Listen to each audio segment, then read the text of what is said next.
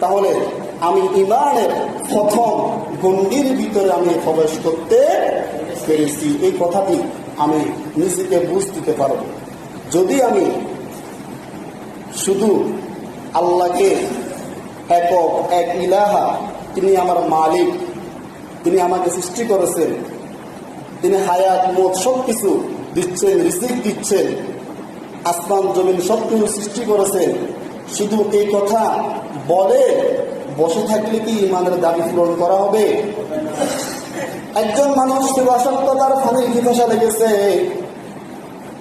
সে যদি বলে পানি পানি পানি, তাহলে তার পানির পিপাসা বাড়বে না কমবে? পানির পিপাসা যখন লেগেছে, পানির পিপাসা মিটাতে হলে তাকে কি করতে হবে? পানি পান করতে হবে, পানি খেতে হবে, এরপরে পানির পিপাসা মিটবে। আমরা আল্লাহকে আল্লাহ বলি, আল্লাহকে আমার হায়াতের মালিক বলি, মওতের মালিক বলি, আমার রিজিকের মালিক বলি, সব কিছু বলি।